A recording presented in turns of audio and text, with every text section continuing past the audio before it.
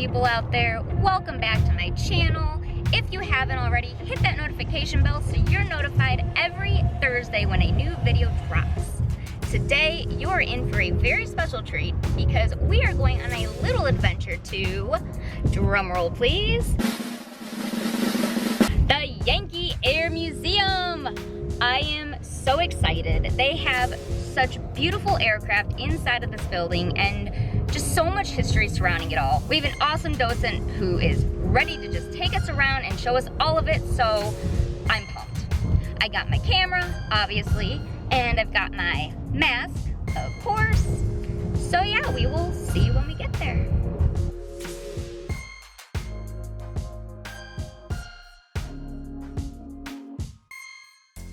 We are here at the Yankee Air Museum. This is our wonderful docent, Kurt. And Kurt, tell us a little about yourself.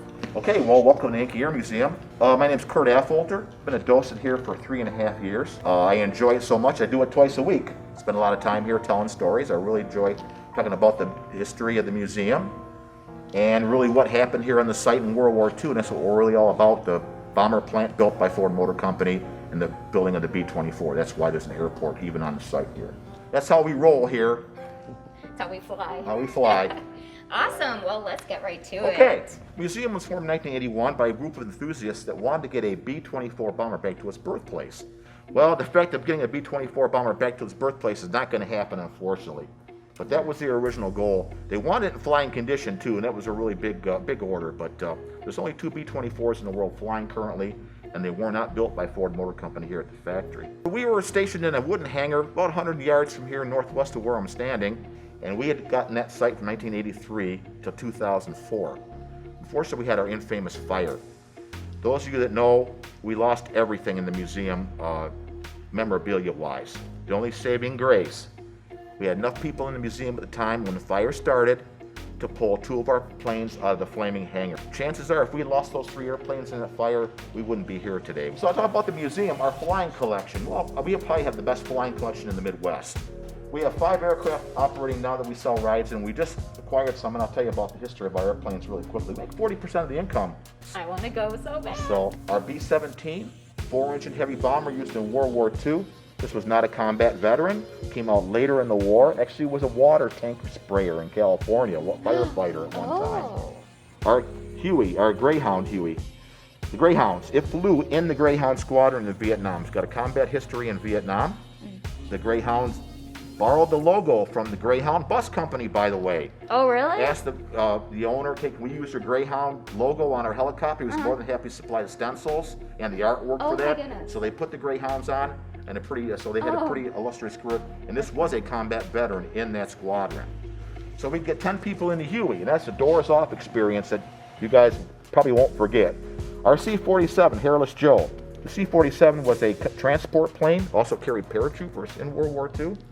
Like, this plane came out late in the war, did not see any combat history. It has a special paint scheme on it to reflect the paint by Lieutenant Dick Cole. If you guys know a little bit about the Doolittle Raiders, Lieutenant Dick Cole was Jimmy Doolittle's co-pilot. He was the last survivor of the Doolittle Raiders. After the Doolittle Raid, he flew C-47s in China, Burma, India. Our B-25, Yankee Warrior, now has a new name. It also has a new paint job. It's no longer polished metal. It's called Rosie's Reply. This B-25 is the oldest flying B-25 that did see combat history. And our Ford Trimotor, we acquired that a year ago. And a big restoration. It was built over here in Dearborn, Michigan, if you guys didn't know. Oh, Ford really? Motor Company built those right over there in Dearborn. We acquired this thing after a perfect restoration. So perfect, it was restored with the wicker chairs, like it flew back in 1928 and 29. Well, the FAA won't allow us to sell rides in wicker chairs.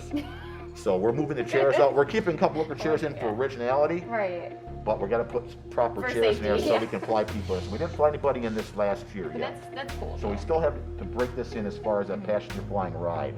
So we sell rides, 40% of the income.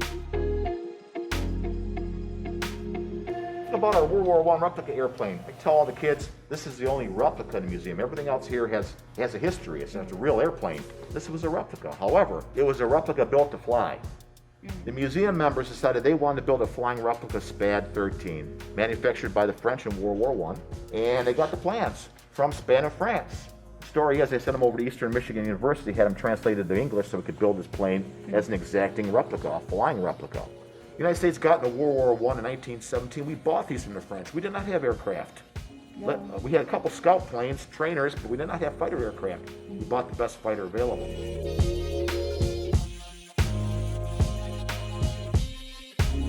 This is really my favorite part of the tour. Why are we here? Well, because the factory by Ford Motor Company was built over here in 1941 to build the B-24 bomber. And of course the airport and the hangars came with the whole package. 38% of the workforce here were females. That's Out of awesome. the 42,000 in the heyday. Building planes. Believe it or not. Yep, it was pretty Wow. crazy. And they came from all over the place. We come on over here to the Rosie, the riveter station. Rosie. Rosie was anybody, in my mind, that worked in the factory that was female. You didn't just do riveting, you did any other assembly. I like to consider the clerks and the secretaries Rosies too, because they were working toward the war effort. Here's a rivet. Starts out like this. It's made out of aluminum, same as this metal fastening. And it's two-person operation, one person with the rivet hammer and one person with what they call the bucker bar. You have some bracing here that's riveted. Well, you have a piece in here, you push the rivet through the hole, put this rivet hammer on the rivet head, and then back it up with this, and it beats that shaft down flat. And that's a rivet. Oh, that's cool. Rosie's a riveter. It makes people jump because it's pretty loud. Well, I want people to understand how loud it was in here. How loud was it in that factory number 1? How loud it was in here. These models here show the kind of plane, couple styles of planes that were built here. The one in the center was what Consolidated called the B-24D. The B-24 got the name the Liberator. The British gave it the name. It's going to help liberate us. So the name stuck. It was called the Liberator. I like it. I didn't tell you at the start over there, but the most important thing that happened at this factory, and really Consolidated Pre was still laughing at during the wartime, is Mr. Sorensen told them at that meeting in San Diego that once they got this production line running, they'll be able to build one plane an hour. Think An about hour? An hour. Oh and I my told God. you Consolidated was building one a day and thought that was I thought that was that was good. great. No, he told them one an hour and they laughed at him. He thought he could work through the process and make that work. Well, that's what that looks like. They achieved that goal in 1944. Really? One plane an hour. Wow. It was incredible. No one's ever done that before. No one's ever done it since. And that's where they stored them?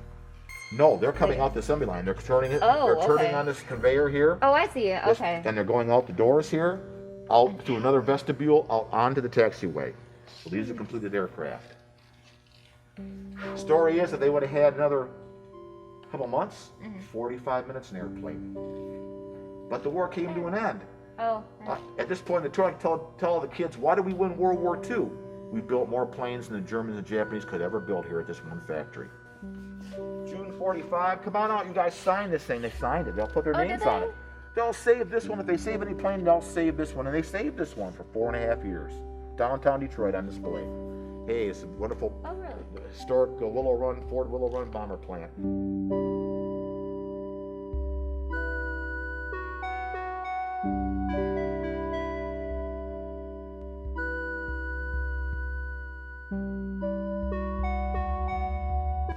Our B-24 flight deck.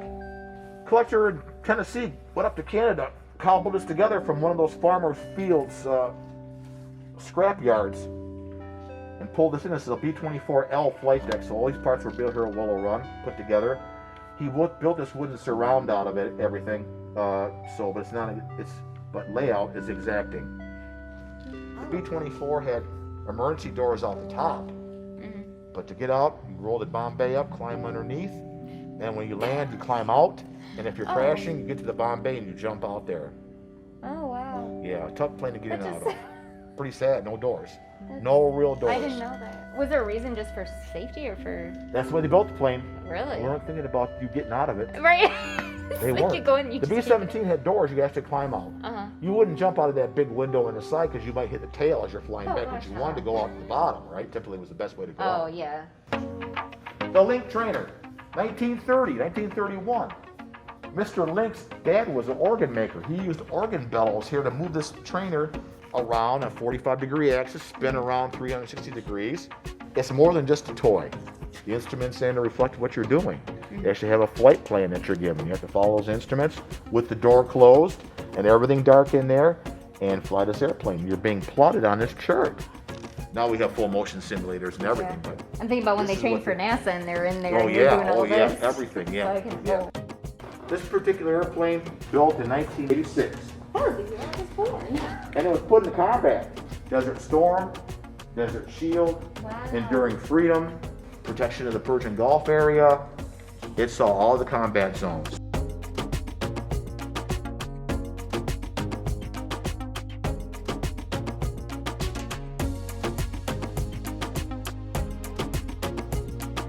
See, we're just so used to seeing them at the air show doing all the tricks and things. You don't think about them actually being used for actual purposes. Well, that's what they used to. So the Blue Angels, if everybody didn't know this, they get the oldest of the planes in the fleet. They won't take a brand new hot fighter and put it in the Blue Angels' hands. They need that out in the combat in the fields. The Blue Angels no longer fly as of last year the FA-18C model. They have the new Super Hornet. Oh, okay. So those are the oldest of the old Super Hornets have been in, out in the field. Big indication where those intakes are round. Yeah. The new one has big square intakes. The aircraft is actually longer, bigger tails, bigger wings, and big square intakes there, and that's how you know the Super Hornet.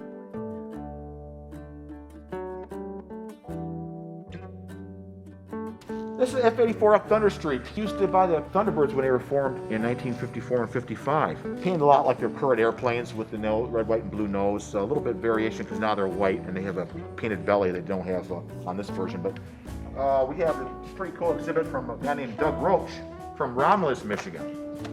Was in the Civil Air Patrol, went to the Air Force Academy, came out of there flying F-4 Phantoms in Vietnam.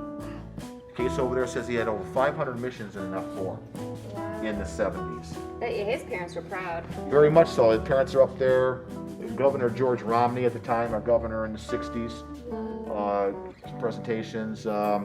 He got a lot of awards, but those 500 missions in F-4 really, there's not too many people that have patches like that. That's a lot. So he saw a lot of stuff. He never got shot down. Good. He was part of the Wolfpack FAC forward air control. So those guys would fly low over the jungle looking for the enemy. Oh. And guess what? They got shot at a lot. Oh. So he was putting his nose out, nose into bad stuff pretty much every time he was going up. Wow. I'm going to take you into our latest exhibit, well, relatively latest, November 2019 when we opened this up. And it's a nice little surprise at the end that most people aren't expecting, but deep landings, what's that all about? Well, we're going to talk about the carrier training in Lake Michigan. We converted 2 steam passenger ships, paddle wheel luxury steam passenger ships on lakes, to 2 aircraft carrier decks. One was called the USS Wolverine, one was called the USS Sable. We trained over 13,000 naval aviators in Lake Michigan during World War II. Structured mayhem on the aircraft carrier deck, planes taking off, planes moving to get position to take off, ordnance getting loaded, fuel getting loaded. Those of you who didn't know, President George Bush, the first George Bush, was a naval aviator at 19 years old. President Bush got shot down off an island called Chichijima in the Iwo Jima chain, right next to Iwo Jima. He gets out of his airplane floating in the water. Here comes a Japanese ship to pick him up. Uh-oh.